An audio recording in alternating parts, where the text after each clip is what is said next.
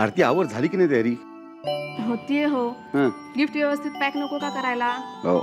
आणि जिच्या मैत्रिणीच्या वाढदिवसाला जायचंय त्या तुमच्या लेकीला तरी आधी येऊ द्या घरी. ती कशी नाही आली अजून? हा नेहमी वेळेवरती येणारा रिक्षावाला आजच उशीर का होतोय त्याला? अहो फोन आला होता त्याचा. काय? तो 4-5 मुलांना घरी सोडतो ना. हं. त्यातला एक मुलगा म्हणे शाळेतच रुसून बसला होता. म्हणजे त्याच्या कुठल्या तरी मित्राबरोबर त्याचा वाद झाला का भांडण झालं काहीतरी म्हणून. येईलच रिक्षावाला 5-10 मिनिटात. काय मुलं घालण्याची? 4-5 वर्षाचा मुलगा पण स्वतःचा इगो जपतोय. आपली प्रिया तशी नाही ना. पण खरंय हा? खूप वेगळी आहे आपली प्रिया. म्हणजे आपला तो बाळ्या आणि समोरच्याचं ते कार्ट म्हणून म्हणत नाहीये मी. अहो सोनालीच्या वाढदिवसाचं गिफ्टही तिनेच स्वतः तयार केलंय. अच्छा. आणि वरनं मला म्हणते कशी की माझ्या फ्रेंडचा वाढदिवस आहे ना, मग तुम्ही कशाला पैसे खर्च करायचे? आहेच माझी मुलगी गुणी. बरं मी एक काम करतो, खाली जाऊन थांबतो. नाही तर मित्रांना अच्छा बाय बाय टाटा करत 5-10 मिनिटं घालवेल. आलोच मी.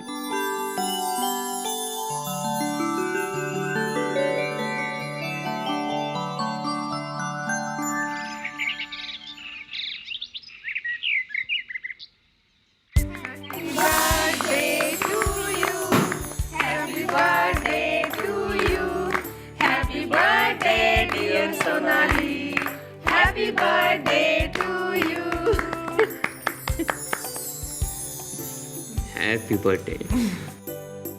Happy birthday Sonali. Thank you. Happy birthday Sonali. Thank you. Happy birthday Sonali. Thank you. अहो टेरेसवरची सगळी अरेंजमेंट झाली का पाहून येतं का? हो बघतो मी, पण तू मुलांना स्नॅक्स वगैरे देत आधी. हो. आणि इकडचं सगळं आटपलं की मग त्यांना टेरेसवर घेऊन जाऊ. नाही तर अर्ध लक्ष खाणं पिण्यात आणि अर्ध लक्ष जादूचे प्रयोग बघण्यात. असं नको व्हायला. आलोच मी. हो हो. हे घे. काय रे आवडतोय का केक? हा घे. आवडलं? हो. मुलांनो भरपूर खा हा. खूप आणून ठेवलंय. घरी जाऊन जेवला नाही तरी चालेल. हा पोटभर खा. काय रे?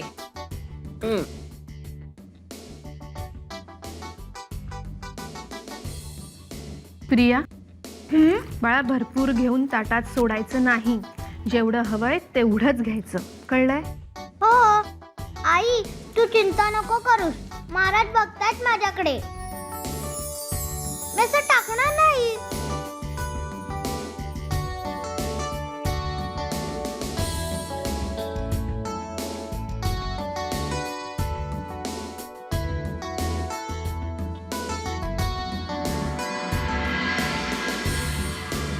अरे बाळा असं टाकू नये. संपव बरं ते.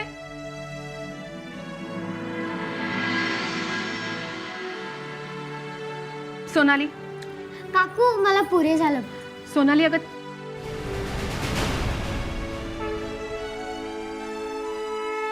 अरे काय चाललंय काय हे? काय झालं आरती? सॉरी श्रेया पण अन्नाची अशी नासाडी माझ्याच्याने नाही ग भावत. तुम्ही घरात गजानन महाराजांचा फोटो लावलाय पण त्यांच्या विचारांच्या अगदी विसंगत वागताय तुम्ही. म्हणजे तू गजानन महाराजांची भक्त आहेस ना? नाही. आय मीन माझ्या सासूबाईंची खूप श्रद्धा होती महाराजांवर. त्या खूप करायच्या त्यांचं. पण मला त्यांचे विचार चरित्र वगैरे फारसं काही माहिती नाहीये. श्रेया अगं अन्न हे पूर्ण ब्रह्म असतं. त्याचा असा अनादर करू नये ग. तू मुलांना आग्रह करून वाढलंस आणि त्यांनी प्लेटमध्ये किती सोडलंय पाहिलंच ना तू? अगं पण आपल्या घरी आलेल्यांना आग्रह करायला नको का? श्रेया अगं ती लहान मुलं आहेत. त्यांना कळत नाही आपण किती घ्यावं. पण आपल्यालाही हे कळू नये का ग? सॉरी श्रेया, मी तुमच्याच घरात येऊन तुला हे सगळं बोलतीये. पण त्या काळी गजानन महाराजांनी अन्नाचं महत्त्व सांगितलं होतं आणि या काळात ते तंतोतंत पाळण्यासारखं आहे. काय सांगितलं होतं महाराजांनी? आई आई पुरे ना. आम्हाला जादूचे प्रयोग बघायचे. आपण ते नक्की बघू बेटा. पण यावर्षी आपण तुझा वाढदिवस थोड्या वेगळ्या पद्धतीने सेलिब्रेट करायचा का? हे बघ मी तुला एक गोष्ट सांगते. तुझ्या सगळ्याच फ्रेंड्सना सांगते. आयुष्यात त्याचा खूप उपयोग होईल तुम्हाला. काकू प्लीज. असं नाही करायचं सोनाली. आमच्या हातून इतकीच मोठी चूक झाल्याशिवाय काही तू असं बोलणार नाहीस. सोनाली सांगू दे तिला गोष्ट सांग. बंकटलाल अगरवाल नावाचा स्वामींचा एक खूप निस्सीम भक्त होता बरं का.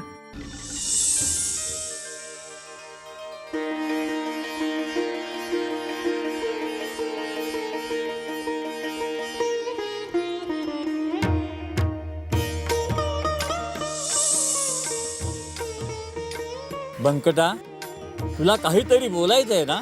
बोल. महाराज, बोल बंकटा, ऐकतोय आम्ही.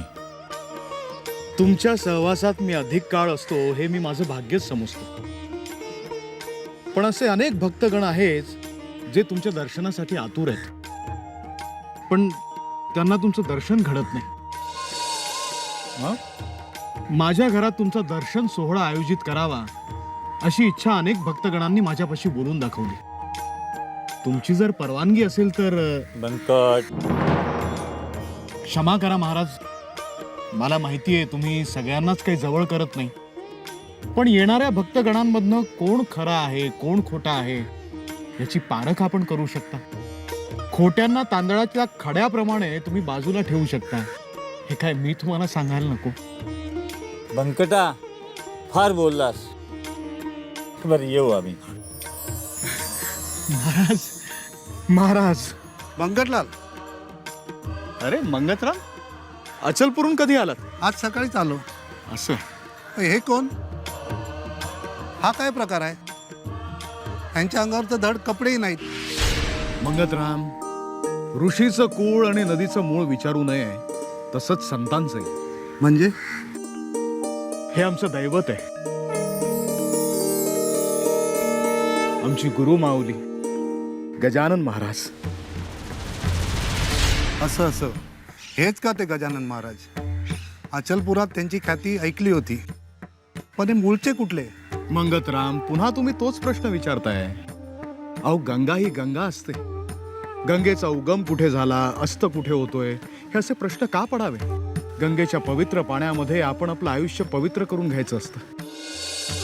आपण भाग्यवान आहोत. साक्षात परमेश्वर आपला पांडुरंग गजानन महाराजांच्या रूपात आपल्या सहवासात आलेला आहे. त्यांच्या सहवासामध्ये मी स्वर्गलोकीचा अनुभव घेतला. येईल त्याची प्रचिती तुम्हाला येईल. त्यांचा दर्शन सोहळा आमच्या घरी आयोजित केलेला आहे. आपण अवश्य यावं. गण गण गणात बोते, गण गण गणात बोते. गण गण गणात बोते, गण गण गणात बोते. गण गण गणात बोते, गण गण गणात बोते. काय बाकी सगळं बरं चाललंय ना तुझं? ह, छान चाललंय इच्छाराम. तुझं कसं चाललंय? उत्तम. एका गावात राहत असून मात्र तुम्हा दोघा भावांची इतक्या दिवसांनी गाठभेट घडते, हे काही बरोबर नाही भाऊजी. बंकटला वेळ कुठे असतो हल्ली? कारोबार आटपला की हा गजानन महाराजांच्या सेवेत. तू वेळ काढतोयस का? मला बोलतोयस ते? मागे बापूंना बरं नव्हतं त्यावेळेला घरी आला होता, पण त्याला सुद्धा 4 महिने होऊन गेले. अरे, या दुकानामुळे हल्ली कुठे जायला यायला वेळच मिळत नाही रे. पण तुझ्या त्या गजानन महाराजांना भेटण्याची, त्यांचं दर्शन घेण्याची खूप इच्छा आहे आमची, पण तो योग काही जुळून आलेला दिसत नाही अजून. खरंच भाऊजी, आम्हाला सुद्धा महाराजांचा दर्शनाचा योग घडवा ना. अहो, लांबून लांबून लोक येऊन दर्शन घेऊन जातात आणि आम्ही मात्र अजूनपर्यंत दर्शन घेतलेलं नाही. बहिणी, त्यासाठीच तर मी मुद्दाम आलोय. महाराजांचा दर्शन सोहळा मी आयोजित केलेला आहे. हा, तुम्ही दोघांनी अवश्य या. आणि आणखीनही काही भक्तगण असतील तर त्यांनाही घेऊन या. येऊ नक्की येऊ. उद्या दुकान बंद ठेवावं लागेल, पण येऊ. आणि हो, येताना भेटवस्तू म्हणून दागदागिने, पैसे असं काही आणू नका. महाराज योगी पुरुष आहे, साक्षात परमेश्वराचा अवतार आहेत. ते अशा वस्तूंना स्पर्श देखील करत नाहीत. अहो भाऊजी, असं कसं म्हणताय तुम्ही? देवाला जाताना आपण रिकाम्या हातांनी जातो का? आणि पंचपक्वान्नाचा नैवेद्य बनवून आणला तो तर महाराज नक्की स्वीकारतील ना? स्वीकारतील, नक्कीच स्वीकारतील. ठरलं तर मग दोघांनी अवश्य यायचं. हो. अहो पण भाऊजी, असेच कसे जात आहे? इतक्या दिवसांनी आला आहात ना? ते काही नाही.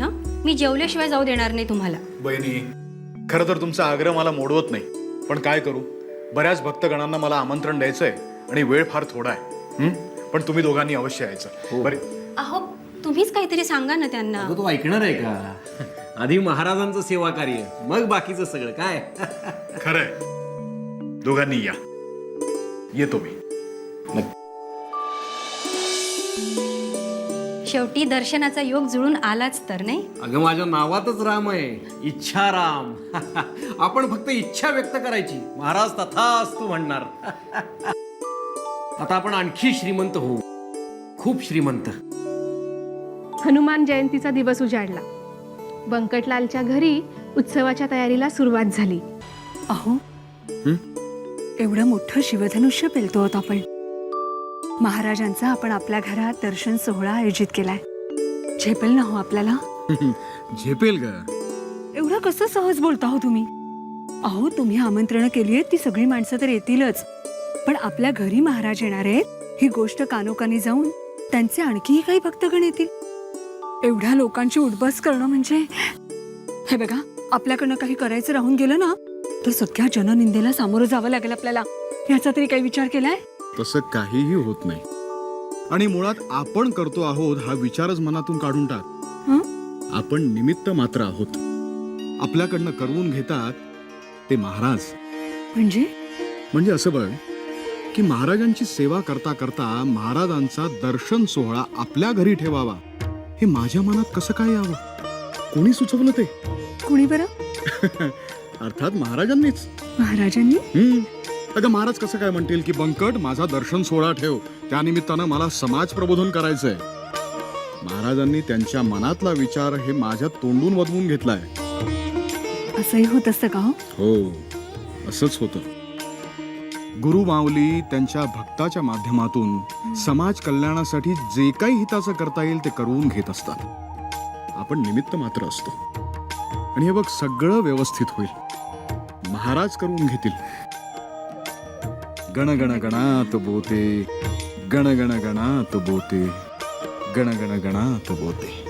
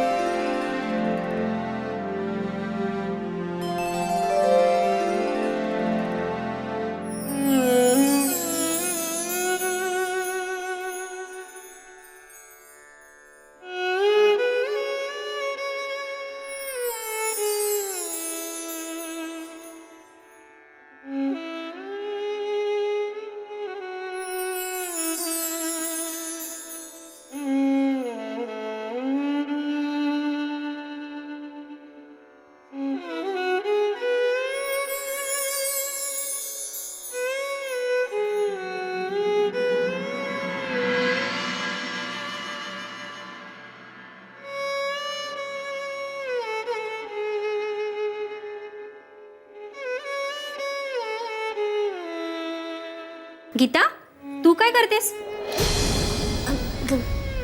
काही नाही, मी जिलेबी खाल्ली नाही, शपथ सांगते. हात सुद्धा लावला नाही. गजानन महाराजांची शपथ. मला मारू नका. अगं अगं, इकडे माझ्याजवळ आहे. हे बघ, मी तुला कधी रागावले आजपर्यंत? कधी मारलंय तुला? तुला जिलेबी खायची आहे ना? नाही. हे बघ, मला सगळं कळतं. मी रागवेन म्हणून तू खोटं बोलतेस ना? थांबा, मी तुला जिलेबी देते.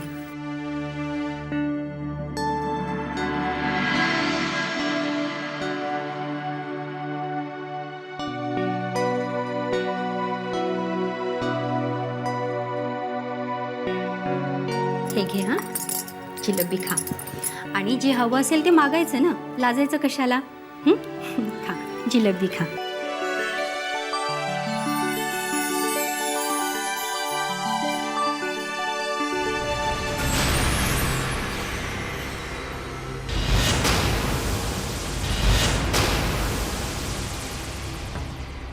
अहो, तू काय करतेस कळतंय का तुला?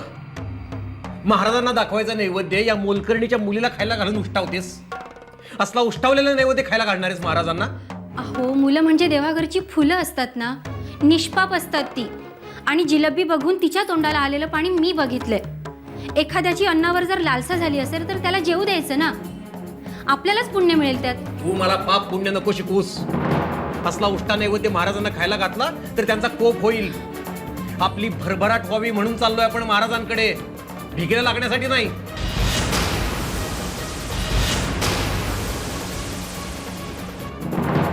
ए चल गे भिकारडे, चल चालती हो. आणि तू जायचंय ना आपल्याला, चल कामाला लाग.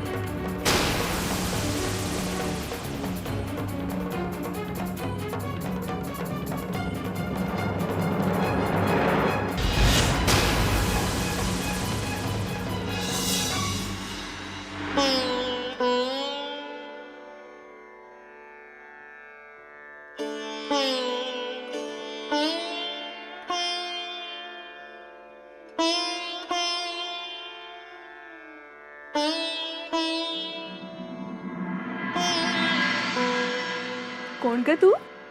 ये मुली आत ये. कोण तू? माझं नाव गीता. गजानन महाराज येणार आहेत ना तुमच्या घरी? हो तर, पण तू कोण? कुठल्या गावची? याच गावची. मला की नाही गजानन महाराजांना भेटायचंय. जरूर भेट हो, पण तुझे आई बाबा कुठे आहेत? त्यांना न सांगता आले मी. काय? त्यांना न सांगता आलीस? अगं एवढीशी चिमुरडी तू, ते शोधत असतील ना तुला. मला की नाही गजानन महाराजांना विचारायचंय की ते देव आहेत का? हो तर, तुला माहितीये गजानन महाराज की नाही मोठे अवतारी पुरुष आहेत, म्हणजे देवच ते. पण तू काय विचारणारच त्यांना? मी त्यांना विचारणार आहे की ते सगळ्यांना मुलं ही देवाघरची फुलं आहेत असं खोटं का सांगतात? गीता, एक जिलेबी खाऊन मी जर भिकारडी होत असेल तर मग मी देवाघरचं फुल कशी? बाळा मला सांगशील का नक्की काय झालंय ते? माझी आई इच्छाराम अगरवाल यांच्या घरी मोलकरणीचं काम करते.